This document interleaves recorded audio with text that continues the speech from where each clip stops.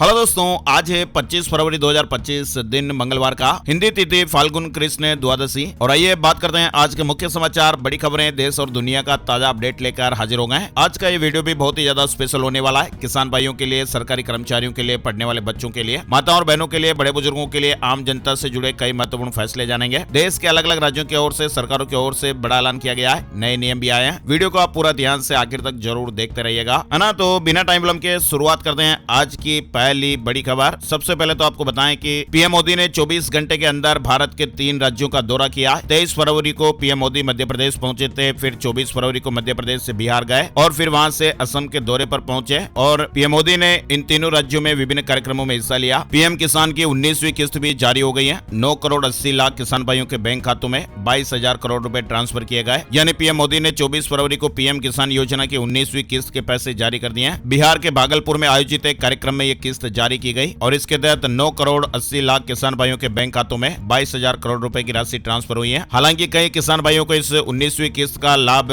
नहीं मिला होगा, तो उसके कुछ कारण भी हो सकते हैं। अगर आप भी पीएम किसान योजना से जुड़े हुए और आप अगर पात्र किसान है तो आपके खाते में 19वीं किस्त के पैसे आ गए होंगे। पीएम किसान योजना की जो ऑफिशियल वेबसाइट है pmkisan.gov.in, इस वेबसाइट पर जाकर, ये सरकार की ऑफिशियल वेबसाइट है जहां पर आपको अपने पैसों की किस्त की जानकारी मिल जाएगी। उन किसानों की किस्त अटक सकती है जिन किसानों ने ई-केवाईसी, भू सत्यापन, आधार लिंकिंग जैसे काम नहीं करवाए हैं। और इसके अलावा उन किसान भाइयों की किस्त भी अटक सकती है जिनके बैंक खाते में डीबीटी का ऑप्शन ऑन नहीं है। और उन किसानों को भी किस्त जारी नहीं की गई है जो इस योजना के लिए अपात्र हैं। यानी कई लोग ऐसे हैं जो गलत तरीके से इस योजना से जुड़े हुए हैं। चलिए आगे बढ़ते हैं। बड़ी खबर, पीएम मोदी ने नीतीश कुमार को लाडला मुख्यमंत्री कहा। पीएम मोदी ने कहा कि जंगल राज वाले महाकुंभ को गाली दे रहे हैं। पीएम मोदी ने सोमवार को बिहार के भागलपुर में कहा कि ये जो जंगल राज वाले हैं, इनको हमारी धरोहर और आस्था से नफरत है। वे महाकुंभ को गाली दे रहे हैं। राम मंदिर से चिढ़ने वाले लोग महाकुंभ को भी कोसने का कोई मौका नहीं छोड़ रहे हैं। जनता इन्हें माफ नहीं करेगी। पीएम मोदी ने बिहार के लिए 24,000 करोड़ के प्रोजेक्ट लॉन्च किए हैं। वही देखिए, भोपाल में ग्लोबल इन्वेस्टर्स समिट को संबोधित करते हुए पीएम मोदी ने कहा कि दुनिया को भारत से बहुत सारी उम्मीदें हैं। विश्व बैंक ने भी कहा कि भारत आने वाले सालों में ऐसे ही दुनिया की फास्टेस्ट ग्रोइंग इकोनॉमी बना रहेगा। और तो और पीएम मोदी ने कहा कि यूएन की एक संस्था ने तो भारत को सोलर पावर की सुपर पावर कहा है। और ये भी कहा कि कई देश तो सिर्फ केवल बातें करते हैं लेकिन भारत रिजल्ट लाकर दिखाता है। भोपाल के इंदिरा गांधी राष्ट्रीय मानव संग्रहालय में चल रही ग्लोबल इन्वेस्टर्स समिट 2025 के पहले दिन 24 फरवरी सोमवार को 22,50,657 करोड़ रुपए के निवेश प्रस्ताव और एमओयू हुए हैं। और ऐसे में प्रदेश के 13,43,468 रोजगार मिलेंगे। अडानी ग्रुप 2,10,000 करोड़ रुपए का निवेश करेगा। इसके अलावा रिलायंस इंडस्ट्रीज बायोफ्यूल में 60,000 करोड़ का निवेश करेगी। हिंडाल्को ग्रुप सिंगरौली में 15,000 करोड़ का प्लांट भी लगाने जा रहा है। चलिए आगे बढ़ते हैं। बड़ी खबर, सुप्रीम कोर्ट में बांग्लादेशी हिंदुओं की सुरक्षा से जुड़ी याचिका खारिज हो गई है। कोर्ट ने कहा कि दूसरे देश के आंतरिक मामलों पर टिप्पणी नहीं कर सकते हैं। सुप्रीम कोर्ट ने सोमवार को बांग्लादेश में हिंदुओं और अन्य अल्पसंख्यकों की सुरक्षा की मांग करने वाली जनहित याचिका को खारिज कर दिया। बेंच ने कहा कि यह मामला भारत के विदेश नीति से जुड़ा है और भारत की न्यायपालिका इसमें हस्तक्षेप नहीं कर सकती है। किसी दूसरे देश के आंतरिक मामलों में हस्तक्षेप नहीं कर सकते हैं, है ना। और आगे बढ़ते हैं। बड़ी खबर, महाकुंभ से जुड़े कुछ जरूरी अपडेट भी जान लेते हैं। प्रयागराज में महाकुंभ अपनी पूर्णता की ओर बढ़ रहा है और अब तक 62 करोड़ से अधिक श्रद्धालुओं ने पवित्र स्नान किया है। महाकुंभ का समापन 26 फरवरी को महाशिवरात्रि के दिन होगा। मेला प्रशासन ने भारी भीड़ के प्रबंधन हेतु विशेष तैयारियों का आयोजन किया है। महाराष्ट्र के डिप्टी सीएम एकनाथ शिंदे ने भी संगम स्नान किया और कहा कि यह विश्व का सबसे बड़ा महाकुंभ है। श्रद्धालुओं का उत्साह देखकर लगता है कि महाकुंभ में संगम स्नान करने वालों की संख्या 65 करोड़ पार हो जाएगी। महाराष्ट्र के उप मुख्यमंत्री एकनाथ शिंदे ने कहा कि प्रयागराज एक पवित्र भूमि है। यहाँ पर सब लोग एक समान है, न कोई बड़ा न छोटा, और यहाँ किसी श्रद्धालु को किसी किस्म की तकलीफ नहीं है। मुख्यमंत्री योगी आदित्यनाथ स्वयं इस नियोजन में जुटे हुए हैं और ये विश्व का सबसे बड़ा महाकुंभ है। यहाँ पर आने वाला जरूर कुछ न कुछ लेकर जाएगा। वही महाकुंभ में अक्षय कुमार, कैटरीना कैफ ने भी डुबकी लगाई। बॉलीवुड एक्टर का भी जमावड़ा देखने को मिला। अक्षय कुमार, कैटरीना कैफ, रवीना टंडन ने भी संगम में स्नान किया। सोमवार को रात 8 बजे तक 1 करोड़ 30 लाख से ज्यादा लोगों ने स्नान किया। वही महाशिवरात्रि से पहले काशी में भी श्रद्धालुओं का सैलाब उमड़ पड़ा है। सोमवार को शिवनगरी काशी में आस्थावानों का रेला उमड़ पड़ा। भारी संख्या में श्रद्धालु पहुंचे हैं। वही देखिए, महाकुंभ 2025 मेले में विश्व रिकॉर्ड भी बनेगा। स्वच्छता अभियान के तहत 15,000 सफाई कर्मचारी जुटेंगे और इस मामले में Guinness book of world records के निर्णायक ऋषिनाथ का बयान भी सामने आया है। उन्होंने कहा कि हमारे पास एक बहुस्तरीय मूल्यांकन प्रणाली है। महाकुंभ मेले में एक विश्व रिकॉर्ड बन रहा है। वही आपको बताएं, महाकुंभ के अंतिम मुख्य स्नान पर्व महाशिवरात्रि पर श्रद्धालुओं की सुविधा के लिए पुलिस ने भी विशेष व्यवस्थाएं की हैं। मंगलवार शाम से जोनल स्कीम लागू हो जाएगी जिसमें लखनऊ, प्रतापगढ़ की तरफ से आने वाले श्रद्धालु फाफामाऊ घाट पर स्नान करेंगे, जबकि रीवा, बांदा, चित्रकूट और मिर्जापुर की ओर से आने वाले श्रद्धालु अरेल घाट पर स्नान करेंगे। पूरे मेला क्षेत्र में 9 व्हीकल जोन का कड़ाई से पालन किया जाएगा और पास शुदा वाहन भी निकटतम पार्किंग में खड़े होंगे। चलिए आगे बढ़ते हैं। बड़ी खबर देखिए, मोटापे के खिलाफ पीएम मोदी की बड़ी मुहिम, 10 सेलिब्रिटीज को सौंपी जागरूकता फैलाने की जिम्मेदारी।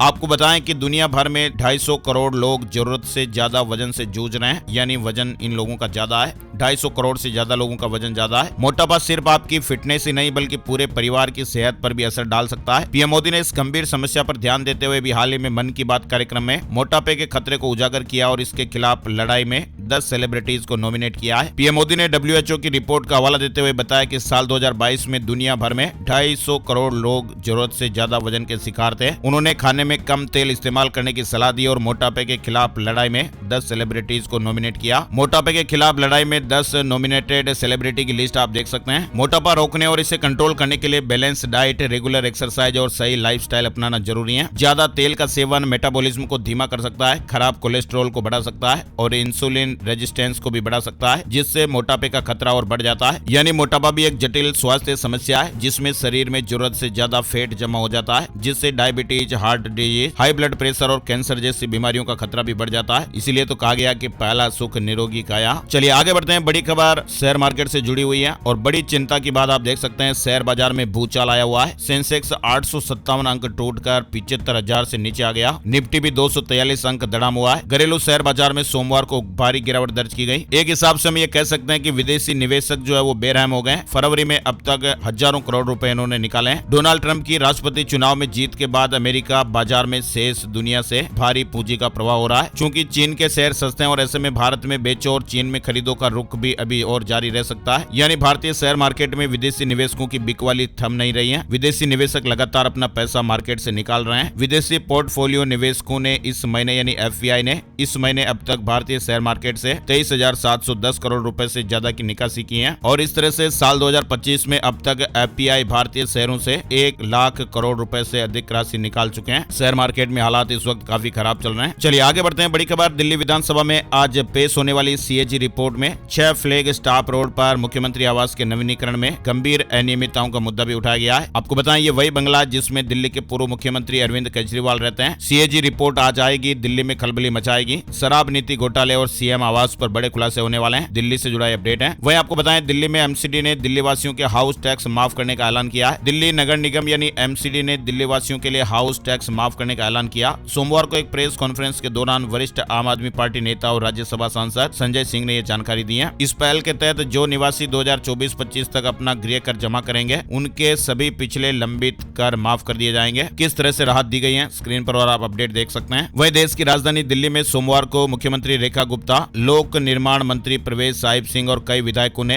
राजनिवास जाकर उपराज्यपाल से मुलाकात की। उन्होंने दिल्ली की सड़कों की स्थिति, पेयजल और मानसून के दौरान जल भराव की समस्याओं पर भी चर्चा की। दिल्ली में सबसे बड़ी समस्या टूटी सड़कें, लोगों के घरों तक पानी न पहुंचना या फिर दूषित जलापूर्ति है। दिल्ली की सूरत संवारने के लिए CM रेखा गुप्ता ने बैठक की है। वहीं देखिए दिल्ली में नई सरकार बनते ही 5 स्टार होटलों की परेशानी बढ़ गई है। दिल्ली में जल प्रदूषण रोकने के लिए भी काम होगा। मोबाइल और इंटरनेट से जुड़ा अपडेट देखिए, मोबाइल और इंटरनेट की लत तेजी से बढ़ रही है। खास करके बच्चों और युवाओं के लिए बड़ी स्वास्थ्य समस्या बनकर उभर रही है और इसे देखते हुए इंटरनेट की लत और इसकी रोकथाम पर शोध के लिए एम्स के सहयोग से एम्स में अत्याधुनिक शोध केंद्र CARAB यानी centre for advance research on addictive behaviour की स्थापना की जाएगी। बच्चों को मोबाइल की लत से छुटकारा दिलाया जाएगा। वहीं बड़ी खबर देखिए, एक साथ चुनाव कराना अलोकतांत्रिक नहीं, नए चेहरों को मौका मिलेगा। वन नेशन वन इलेक्शन पर कानून मंत्रालय ने संयुक्त पैनल से बात कही है। वही देखिए इराक में जनगणना के आंकड़े जारी किए गए हैं। 40 साल बाद जारी जनगणना के आंकड़ों को इराकी अधिकारियों ने मील का पत्थर बताया है। इराक देश से जुड़ा अपडेट है। इराक में लगभग 40 साल बाद वहां पर पहली बार पूर्ण जनगणना के आंकड़े जारी हुए। सोमवार को इराक के अधिकारियों ने देश की आबादी को 4 करोड़ 61 लाख तक पहुंचने का ऐलान किया। बड़ी खबर है, रूस अपनी सेना को तुरंत वापस बुलाए। UN ने स्वीकार किया यूक्रेन का प्रस्ताव। दरअसल आपको बताएं रूस और यूक्रेन के बीच जारी जंग के बीच संयुक्त राष्ट्र ने यूक्रेन के एक प्रस्ताव को स्वीकार कर लिया है और इस प्रस्ताव में यह मांग की गई है कि रूस तुरंत अपनी सेना को को यूक्रेन से वापस बुलाएं। चलिए बड़ी खबर देखिए, अमेरिका में निवेशकों की पहली पसंद ETF, दूसरे नंबर पर म्यूचुअल फंड, लेकिन भारत में ऐसा नहीं है। भारत में निवेशकों के बीच म्यूचुअल फंड काफी ज्यादा पॉपुलर है और पिछले कुछ सालों में SIP के जरिए म्यूचुअल फंड में निवेश करने वाले तेजी से बढ़े हैं। वहीं आपको बताएं, अमेरिका में ETF निवेशकों के बीच पहली पसंद है। ETF यानी एक्सचेंज ट्रेडेड फंड अमेरिका में ज्यादा फेमस है, लोग इनमें जमकर पैसा लगाते हैं। चलिए बड़ी खबर देखिए, भारत में पिछले कुछ सालों में बिजली खपत में बढ़ोतरी देखने को मिल रही है। एक रिपोर्ट सामने आई है जिसमें यह बताया गया कि देश में लोगों के घरों में एयर कंडीशनर लगने के कारण यानी घरों में AC लगने के कारण बिजली खपत में काफी बढ़ोतरी देखने को मिल रही है। और एक रिपोर्ट में एक अनुमान जताते हुए कहा गया कि भारत का बिजली बाजार दुनिया में सबसे तेजी से बढ़ता हुआ बाजार है। यानी भारत में तेजी से घरों में AC लग रहे हैं और इन्हें चलाने में हमारे देश की कुल बिजली खपत का तकरीबन 1/4 हिस्सा जा रहा है और यह हिस्सा लगातार बढ़ते बढ़ते साल 2030 तक 1/3 हो जाने की संभावना है। जो 1/4 हिस्सा भी जा रहा है वो साल 2030 तक 1/3 हो सकता है। दरअसल इस तरह की बातें इंटरनेशनल एनर्जी एसोसिएशन की तरफ से सोमवार को वैश्विक इलेक्ट्रिसिटी बाजार पर जारी एक रिपोर्ट में कही गई है। चलिए उत्तराखंड में सरकारी कर्मचारियों के लिए नया नियम लागू, सभी जिलों के अधिकारियों को आदेश मिल गए। उत्तराखंड में समान नागरिक संहिता के तहत सभी विवाहित सरकारी कर्मचारियों के लिए विवाह पंजीकरण अनिवार्य कर दिया गया है और शासन ने सभी विभागों को आदेश भी जारी कर दिया है। समान नागरिक संहिता के लिए जिले के नोडल अधिकारी अपने जिले में काम करने वाले सभी विवाहित कर्मचारियों का विवाह पंजीकरण सुनिश्चित कराएंगे। उत्तराखंड में सरकारी कर्मचारियों से जुड़ा नया नियम लागू हो गया है। वहीं देखिए, उत्तराखंड सरकार राज्य के पलायन प्रभावित गांवों को मॉडल ग्राम बनाने जा रही है और पहले चरण में 100 गांवों का चयन किया गया है जहां पर मूलभूत सुविधाएं विकसित की जाएगी, आजीविका के अवसर मुहैया कराए जाएंगे। दुनिया के लिए बड़ा खतरा बन रही दिमाग पर हमला करने वाली ये खतरनाक बीमारी WHO ने चेतावनी दी है। विश्व स्वास्थ्य संगठन यानी WHO और इंसेफ्लाइटिस इंटरनेशनल ने अभी हाल ही में एक जरूरी टेक्निकल ब्रीफ जारी किया है जिसमें इंसेफ्लाइटिस को एक गंभीर वैश्विक खतरा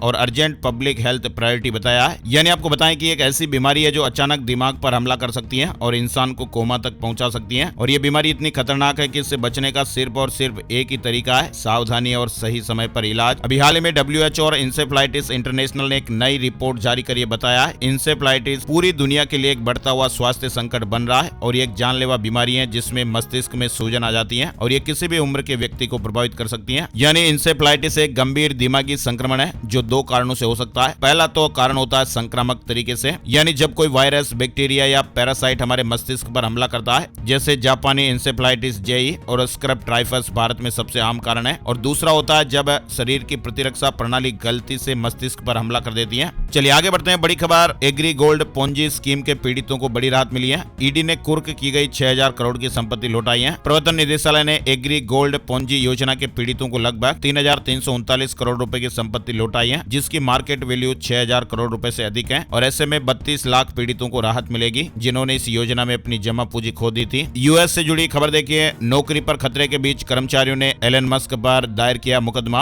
और कहा कि अब तक की सबसे बड़ी रोजगार धोखाधड़ी है। अमेरिकी राष्ट्रपति डोनाल्ड ट्रंप के अरबपति दोस्त एलन मस्क की संघीय कर्मचारियों को नौकरी से निकालने की धमकी का मामला अब अदालत की चौखट तक पहुंच गया है। चलिए बड़ी खबर देखिए, पोप फ्रांसिस की हालत भी गंभीर बनी हुई है। किडनी फेल होने के लक्षण दिखाई दे रहे हैं, ऑक्सीजन दी जा रही है, प्लेटलेट्स भी घटी हैं। दुनिया भर में प्रार्थनाओं का दौर जारी है। बड़ी खबर देखिए, पंजाब बीजेपी अध्यक्ष को इंडिगो फ्लाइट में टूटी हुई सीट मिली। उन्होंने कहा कि एयरलाइन कंपनी का चलता है वाला रवैया। पंजाब भाजपा के अध्यक्ष सुनील जाखड़ ने इंडिगो एयरलाइंस की सर्विस पर सवाल उठाए हैं। चंडीगढ़ से दिल्ली की यात्रा में जाखड़ की सीट के कुशन ढीले मिले। सोशल मीडिया प्लेटफॉर्म एक्स पर टूटी सीटों की तस्वीरें शेयर कर जाखड़ ने कहा जब उन्होंने इसे लेकर क्रू मेंबर से बात की तो उन्होंने कंपनी की वेबसाइट पर जाकर शिकायत करने को कहा। वहीं आपको बताएं, इससे पहले केंद्रीय कृषि मंत्री शिवराज सिंह चौहान को भी एयर इंडिया की सुविधाओं पर सवाल उठाए थे। शिवराज सिंह चौहान को फ्लाइट में टूटी सीट पर बैठकर यात्रा करनी पड़ी थी। यूक्रेन में जेलेंस्की राष्ट्रपति पद छोड़ने को तैयार है। रूस को कैदियों की अदला बदली का प्रस्ताव दिया। आपको बताएं, रूस और यूक्रेन जंग के 3 साल पूरे हो गए और इस मौके पर यूक्रेन के राष्ट्रपति जेलेंस्की ने कहा कि वे शांति की खातिर कुछ भी करने को तैयार हैं। अगर इस्तीफा देने से शांति आती है या यूक्रेन को नाटो की सदस्यता मिलती है तो वे इस्तीफा देने को तैयार हैं। चलिए बड़ी खबर देखिए, राजस्थान से आ रही है। देश का सबसे बड़ा बोन मैरो ट्रांसप्लांट सेंटर लगभग तैयार, कैंसर रोगियों के लिए लाइफलाइन होगा। जयपुर में देश का सबसे बड़ा बोन मैरो ट्रांसप्लांट सेंटर जुलाई अगस्त तक शुरू हो जाएगा। हिमाचल प्रदेश के मंडी IIT में सोमवार को केंद्रीय रक्षा मंत्री राजनाथ सिंह ने कहा कि भारत अब 70% रक्षा सामग्री का निर्माण खुद कर रहा है। पहले 70% सामग्री आयात करनी पड़ती थी, लेकिन आज के समय में भारत अब 70% रक्षा सामग्री का निर्माण खुद कर रहा है। उन्होंने कहा कि भारत ने अब रक्षा सामग्री का निर्यात भी शुरू कर दिया है। डोनाल्ड ट्रंप ने USAID के 1600 कर्मचारियों को नौकरी से निकाल दिया है और बाकी को छुट्टी पर भेज दिया है। वहीं देखिए, किसान भाइयों से जुड़ी खबर भी आ रही है। किसानों ने टाला दिल्ली दिल्ली कूच 25 मार्च तक मोहलत, MSP डेटा वेरिफिकेशन पर बात अटकी हुई है। वहीं पंदेर ने कहा कि जबरन जमीन अधिग्रहण पर आंदोलन करेंगे। हरियाणा और पंजाब के किसानों ने दिल्ली कूच पर अपना फैसला फिलहाल टाल दिया है। किसान नेता सरवण सिंह पंदेर ने इस दौरान राज्य सरकार को चेतावनी दे दी है कि अगर किसानों की जमीनों पर जबरदस्ती कब्जे न करें, उन्हें उचित मुआवजा दें। अभी हमारा ध्यान केंद्र की तरफ है। अगर किसी भी जिले में जबरदस्ती जमीन एक्वायर की तो पंजाब सरकार की नाक में दम कर देंगे। सरवण सिंह पंदेर ने सोमवार को अमृतसर में मीडिया से बातचीत करते हुए राज्य सरकार को शुरू हुए सत्र को लंबा करने की मांग भी रखी है। उन्होंने कहा कि सत्र को लंबा किया जाए और विदेश से लौटे युवाओं को गलत तरीकों से बाहर भेजने वाले एजेंटों के खिलाफ, नशे के खिलाफ और पंजाब के अन्य मुद्दों को लेकर भी चर्चा की जाए। इसके साथ ही सीएम भगवंत मान के समक्ष मांग रखी कि उनकी 12 मांगों को लेकर सत्र में मत पास किया जाए और उसे केंद्र को दिया जाए। चलिए, न्यूजीलैंड से बांग्लादेश हार गया। चैंपियंस ट्रॉफी से पाकिस्तान बाहर। न्यूजीलैंड ने चैंपियंस ट्रॉफी 2025 में लगातार दूसरी जीत हासिल कर ली है। टीम ने सोमवार को बांग्लादेश को 5 विकेट से हरा दिया और इस नतीजे से बांग्लादेश और पाकिस्तान की टीमें टूर्नामेंट से बाहर हो गए हैं। वहीं न्यूजीलैंड और भारत की टीमें ग्रुप ए से सेमीफाइनल में पहुंच गई हैं। बड़ी खबर देखिए, पाकिस्तान समर्थक IIT बाबा पर दर्ज हो मामला। नरसिंहपुर में ASP को ज्ञापन सौंपा गया। देशद्रोह का मामला दर्ज करने की मांग की गई है। मध्य प्रदेश से जुड़ी खबर आ रही है। नरसिंहपुर में सोमवार को जागरूक नागरिकों ने ASP संदीप भूरिया को एक शिकायती पत्र सौंपा है और इसमें महाकुंभ 2025 में चर्चा में आए IIT बाबा उर्फ अभय सिंह के खिलाफ देशद्रोह का मुकदमा दर्ज करने की मांग की गई है। शिकायत के अनुसार भारत पाकिस्तान क्रिकेट मैच से पहले IIT बाबा ने सार्वजनिक रूप से पाकिस्तान का समर्थन किया था। उन्होंने भारतीय टीम की हार की भविष्यवाणी भी की थी। हालांकि 23 फरवरी 2025 को खेले गए मैच में भारत ने पाकिस्तान को हरा दिया। बड़ी खबर देखिए, हरियाणा सरकार को हाईकोर्ट का नोटिस। 370 भ्रष्ट पटवारियों की लिस्ट का मामला है। जनहित याचिका पर सुनवाई 2 अप्रैल तक जवाब देना होगा। हरियाणा सरकार द्वारा जारी करप्ट 370 पटवारियों की लिस्ट को लेकर सरकार की मुश्किलें बढ़ने वाली हैं। फिलहाल पंजाब एंड हरियाणा हाईकोर्ट ने इस मामले में एक जनहित याचिका पर सुनवाई करते हुए सरकार को नोटिस जारी कर जवाब मांगा है। हाईकोर्ट ने 2 अप्रैल तक जवाब दायर करने के आदेश दिए हैं। हरियाणा में प्रॉपर्टी रजिस्ट्रेशन के नियमों में बदलाव। हरियाणा सरकार ने प्रॉपर्टी रजिस्ट्रेशन के नियमों में बदलाव किए हैं, जिसके बाद लोगों को अब सरकारी कार्यालयों के चक्कर नहीं लगाने पड़ेंगे। अब प्रॉपर्टी ID के आधार पर ही रजिस्ट्री की प्रक्रिया पूरी हो जाएगी। आपको बताएं कि पहले ये नियम सिर्फ प्रदेश के 2 जिलों सोनीपत और करनाल में लागू किए जाएंगे और इसके बाद राज्य के सभी जिलों में भी भूमि रजिस्ट्री के नए नियम लागू हो जाएंगे। हरियाणा में EVM सही होंगे। बार एसोसिएशन चुनाव आयोग ने अर्जी को स्वीकार किया। हरियाणा में इस बार जिला बार एसोसिएशन के चुनाव EVM सही होंगे। पंजाब में डंकी रूट वाले ट्रेवल एजेंट पर एक्शन। 40 के लाइसेंस रद्द कर दिए गए। 17 पर FIR हुई है। इन्हीं ट्रेवल एजेंट्स के जरिए डंकी रूट के माध्यम से लोग अमेरिका पहुंचे थे। यानी अमेरिका से लगातार डिपोर्ट किए जा रहे भारतीयों की संख्या को देखते हुए भारत में फर्जी ट्रेवल एजेंट पर अब गाज गिरनी शुरू हो गई है। अमृतसर में प्रशासन ने करीब 40 ट्रेवल एजेंट के लाइसेंस को रद्द कर दिया है, जबकि 17 लोगों ने अपने एजेंट के खिलाफ FIR भी दर्ज कराई है। पंजाब की भगवंत मान सरकार राज्य में औद्योगिक विकास पर काफी काम कर रही है, ऐसा लग रहा है। इससे राज्य में बड़ी संख्या में रोजगार के अवसर भी पैदा हो रहे हैं। किसी भी राज्य की प्रगति काफी हद तक वहाँ के औद्योगिक विकास पर निर्भर करती है। भगवंत मान सरकार ने इस दिशा में काफी काम किया है। ग्रीन स्टाम्प पेपर और इन्वेस्ट पंजाब जैसी पहल ने राज्य में ईज ऑफ डूइंग बिजनेस को बूस्ट किया है। इन्वेस्ट पंजाब पहल के तहत पंजाब में पिछले 2.5 साल में करीब 86,000 करोड़ रुपए का निवेश आकर्षित हुआ है और इस निवेश से राज्य में करीब 4 लाख नौकरियां पैदा होंगी। बड़ी खबर देखिए, कुछ समय पहले आपको मालूम होगा न्यू इंडिया कोऑपरेटिव बैंक पर RBI की तरफ से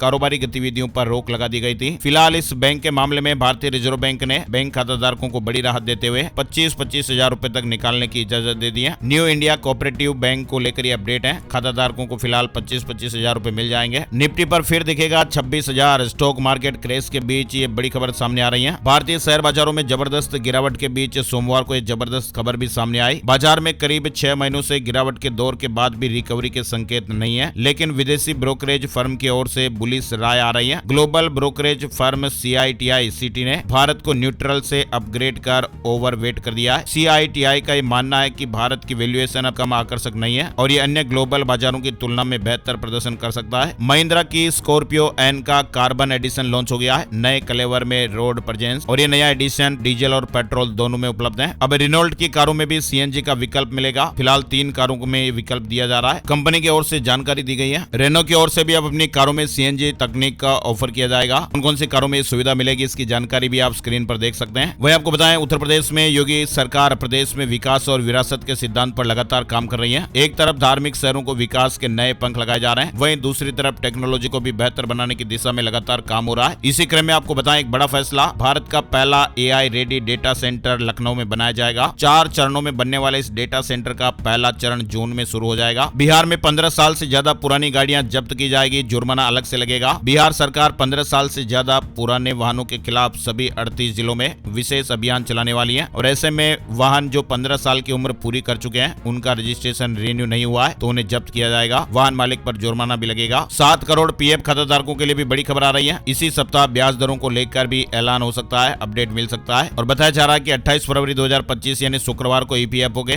केंद्रीय न्यासी बोर्ड की बैठक भी हो सकती है। मुंबई पुलिस क्राइम ब्रांच ने एक बड़े रैकेट का भंडाफोड़ किया है। इस गिरोह के आरोपी नकली आधार और पैन कार्ड का उपयोग करके कई व्यापारियों के नाम पर लोन ले रहे थे। नकली दस्तावेजों से बैंक से लोन ले रहे हैं। जिन व्यापारियों के सिविल स्कोर अच्छे थे, उनके नाम पर नकली दस्तावेजों का इस्तेमाल कर बैंकों से लोन प्राप्त किया। एक बार लोन मिलने के बाद कारें खरीदी और फिर इंजन नंबर और चेसिस नंबर बदल बदल कर अन्य राज्यों में भी ये कारें बेच दी गई। ये गिरोह कार बेचने के लिए दिल्ली, गुजरात, मध्य प्रदेश के एजेंट के जरिए उन राज्यों के निवासियों को कारें बेचते थे और इस तरह से उन्होंने बैंक, व्यापारियों और कार खरीदने वाले लोगों को भी धोखा दिया। उत्तर प्रदेश में 5 बांग्लादेश घुसपैठिए गिरफ्तार किए गए। सऊदी करेंसी और भारतीय पासपोर्ट भी बरामद हुआ है। फिलहाल आईबी जांच कर रही है। उत्तर प्रदेश के उन्नाव जिले में पुलिस ने बांग्लादेशी गिरोह के 5 सदस्यों को गिरफ्तार किया है। उत्तर प्रदेश सरकार ने राज्य कर्मचारियों के लिए संपत्ति घोषणा को लेकर सख्त रुख अपनाया है। 28 फरवरी तक चल अचल संपत्ति का ब्यौरा मानव संपदा पोर्टल पर नहीं देने वाले लगभग 1.5 लाख सरकारी कर्मचारियों का मार्च में वेतन रोक दिया जाएगा। मुख्य सचिव मनोज कुमार सिंह ने सभी विभागों को निर्देश जारी कर दिए हैं कि 28 फरवरी तक संपत्ति का ब्यौरा दे दें, वरना फिर सैलरी रुक सकती है। अनावर यूपी के इस जिले में हाईवे निर्माण के लिए 59 गाँव के किसानों से जमीन ली जाएगी। बाराबंकी से नेपाल की सीमा के रूप इडिया के बजाय अब बहराइच सिटी तक ही रोड 4 लेन होगी। ये बदलाव केंद्र सरकार ने बहराइच से रूप इडिया के बीच वाहनों के कम दबाव के मद्देनजर किया है। दूसरे चरण में आगे का मार्ग निर्माण किया जाएगा और इस हाईवे के निर्माण पर करीब 500 करोड़ का खर्च आएगा। बाईपास के निर्माण के लिए जमीन अधिग्रहण का काम भी तेज कर दिया गया है। 59 गाँव चिन्हित किए गए और इन गाँव के किसानों को मुआवजा देने के लिए 2 से 3 महीने के अंदर प्रक्रिया भी शुरू हो सकती है। बड़ी खबर बिहार से आ रही है। बिहार में 1 अप्रैल से इन लोगों को नहीं मिलेगा राशन। सरकार ने नया नोटिफिकेशन जारी कर दिया है। बिहार में 31 मार्च तक राशन कार्ड से आधार सीडिंग कराना अनिवार्य है और इसको लेकर नया नोटिफिकेशन जारी किया गया है। आधार सीडिंग नहीं कराने पर राशन कार्ड स्वतः ही रद्द हो जाएगा और खाद्य सुरक्षा योजना के तहत आने वाले सभी लाभार्थियों को राशन कार्ड से आधार सीडिंग कराना जरूरी है। ऐसा नहीं करने पर फिर राशन नहीं मिलेगा। वहीं बिहार में सरकारी कर्मचारियों के लिए भी बड़ी खबर है। नीतीश सरकार कैडर मैनेजमेंट मॉड्यूल लागू करेगी। इस मॉड्यूल के माध्यम से कर्मचारियों की संख्या, कार्यकुशलता और अन्य जानकारियां एक ही क्लिक पर उपलब्ध होंगी। इससे कर्मचारियों के तबादला, पदस्थापन, व्यक्तिगत जानकारी, नियमित पद की जानकारियां, पदोन्नति में पारदर्शिता आएगी। वहीं बिहार में नीतीश सरकार ने महत्वपूर्ण फैसला लिया है। 661 गाँवों में भूमि सर्वेक्षण और बंदोबस्त की अधिसूचना जारी कर दी गई है। बिहार में 31 मार्च के बाद आउटसोर्स एजेंसियों के माध्यम से मध्याह्न भोजन योजना के तहत काम करने वाले करीब 600 कर्मचारियों की सेवाएं भी समाप्त होने वाली हैं। झारखंड से जुड़ी खबर देखिए। अबुआ आवास योजना के तहत अब लाभार्थी सरकारी कर्मचारियों की चापलूसी किए बिना खुद या किसी जानकारी की मदद से भी जियो टैगिंग करके अगली किस्त के लिए आवेदन कर सकेंगे। और झारखंड सरकार ने एक विशेष ऐप भी तैयार किया है जिसके जरिए काम की प्रगति बताना और भी आसान हो जाएगा। माइक्रोसॉफ्ट बदलेगी टेक्नोलॉजी की दुनिया। सबसे एडवांस और फास्ट क्वांटम प्रोसेसर लाने वाली है। माइक्रोसॉफ्ट ने बड़ा ऐलान किया कि वे दुनिया के सबसे एडवांस क्वांटम प्रोसेसर पर काम कर रहा है। वहीं देखिए, एप्पल ने आईफोन यूजर्स के लिए कई नए फीचर्स पेश किए हैं। सीरी को फिलहाल अपडेट नहीं मिला है। iOS 18.4 बेटा रोल आउट कर दिया गया है। वहीं आपको बताएं, भारतीय कंपनी सचिव संस्थान ICSI की ओर से प्रोफेशनल और ICSI CS executive program result आज जारी होने वाला है। महाराष्ट्र से जुड़ा अपडेट देखिए। महाराष्ट्र विधानमंडल का बजट सत्र 3 मार्च से 26 मार्च तक मुंबई में होगा। राज्य का बजट 10 मार्च को विधानमंडल के दोनों सदनों में पेश किया जाएगा। अखिल भारतीय छात्र संघ यानी AISF ने सोमवार को विश्वविद्यालय अनुदान आयोग यानी UGC भवन तक विरोध मार्च निकालते हुए UGC विनियम 2024 और 2025 के मसौदे को तत्काल रद्द करने की मांग की है। छात्र संगठन ने इन प्रस्तावित नियमों को संवैधानिक सिद्धांतों के खिलाफ और विश्वविद्यालयों की स्वायत्तता पर हमला करार दिया है। CBSE से जुड़ा एक और बड़ा अपडेट देखिए। विशेष आवश्यकता वाले बच्चों के पेपर लिखने वाले स्क्राइब को CBSE सम्मानित करेगा। स्कूलों से विवरण मांगा गया है। वहीं आपको बताएं, फेसबुक लाइव वीडियो से जुड़ा नियम बदल गया है। अब 30 दिन बाद ऑटोमेटिक ही आपके फेसबुक लाइव वीडियो डिलीट हो जाएंगे। फेसबुक ने अपनी लाइव वीडियो को लेकर पॉलिसी में बदलाव कर दिया है और ये बदलाव 19 फरवरी से लागू भी हो गए। यानी अब आपकी फेसबुक लाइव वीडियो 30 दिन के बाद प्रोफाइल से डिलीट हो जाएगी। हिमाचल प्रदेश में 4 दिन बारिश और बर्फबारी का अलर्ट है। 4 जिलों में तो ऑरेंज अलर्ट जारी किया गया है। आंधी भी चल सकती है। मैदानी इलाकों में शीतलहर की चेतावनी भी है। हिमाचल प्रदेश में आज से 5 दिन तक बारिश और बर्फबारी के आसार रहेंगे। उत्तराखंड में भी मौसम में बदलाव दिखाई देगा।